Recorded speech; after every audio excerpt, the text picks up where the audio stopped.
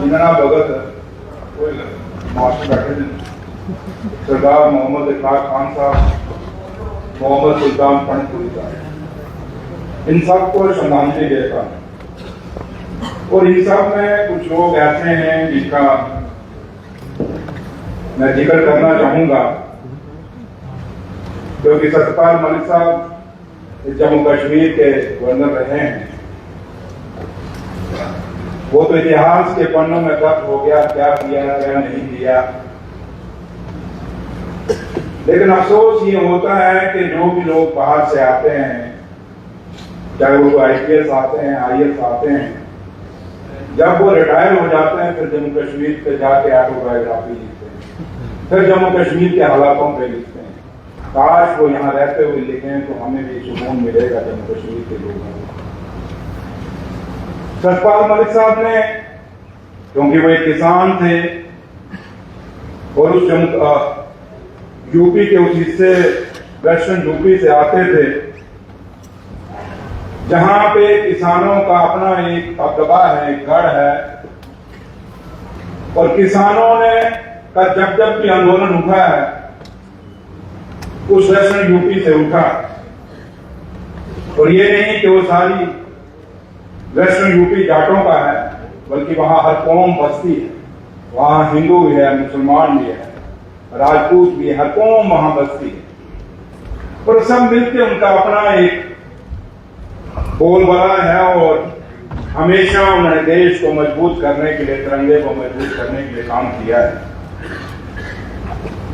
Honourable MLA साहब विक्रम रंधावा साहब यहाँ बोल रहे थे, उन्होंने काफी जिक्र किया सत्यपाल मलिक साहब का।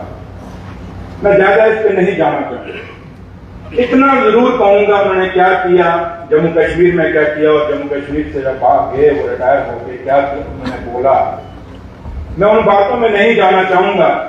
लेकिन जब हम मर्यादा की बात करते हैं, हम असूलों की बात करते हैं, तो असूल पे सब पे लागू होते हैं।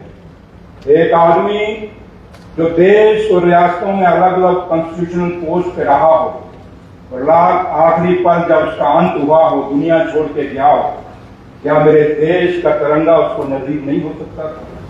ये दुख, ये गिला, ये शिकवा पूरे देश में किसानों को भी है, हम सब लोगों को भी है। और मैं ये नहीं कहूंगा जैसे मनकोटिया साहब ने कहा, मैं उनको कौम के अंदर नहीं बांटना चाहूंगा कि मैं जिस कौम से आता हूं उसी कौम से वो आते तो इससे हमें मिला नहीं, उनका हक बनता, क्योंकि वो देश की कॉन्स्टिट्यूशन पोस्ट पे रहे हैं।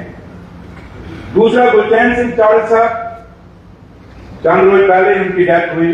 मेरे कायद और मेरे लीडर डॉक्टर फारूक अब्दुल्ला साहब ने मुझे और रतनलाल गुप्ता साहब को हुक्म किया कि आपने वहां उनके जनाजे में जाना, उनके संस्कार पे जाना है।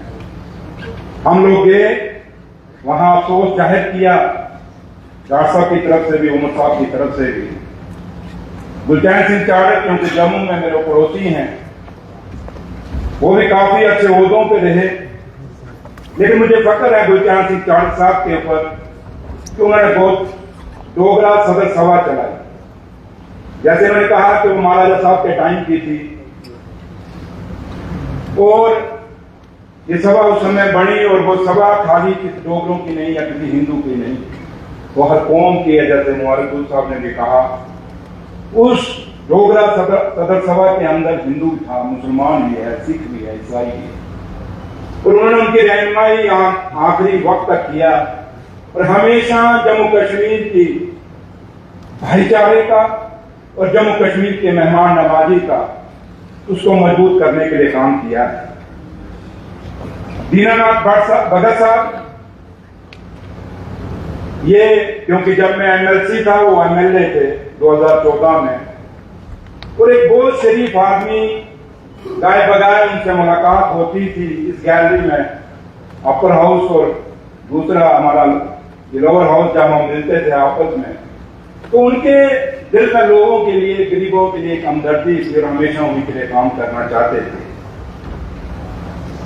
गुलाम नबी शाहिद साहब, मैं उनको भी नमन करता हूं, उनको भी श्रद्धांजलि देता हूं। मेरी पार्टी के लीडर थे, मेरा ज्यादा वक्त उनसे नहीं बीता।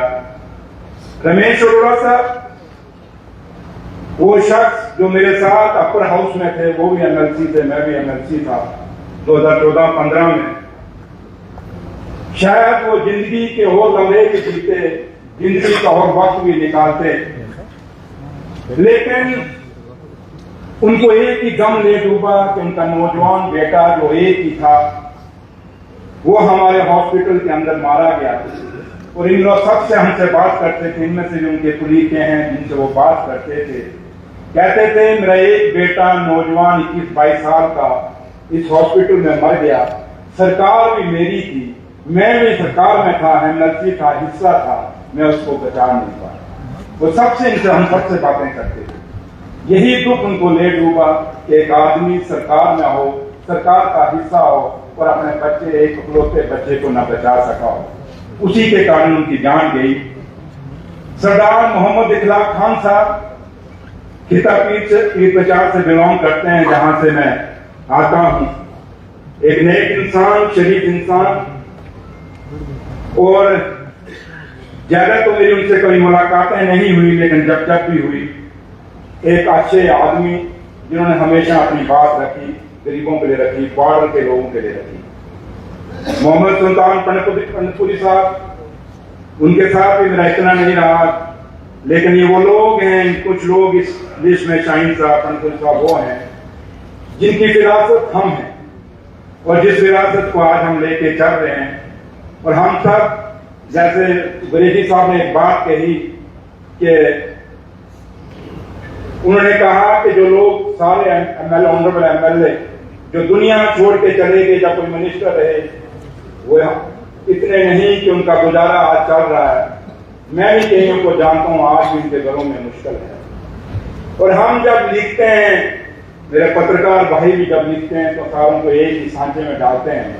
कुछ ऐसे भी हैं जिनके घरों की रोजी और रोटी की जरूरत है, उस पर हमें ऑनरेबल स्पीकर साहब आपको गौर करना पड़ेगा।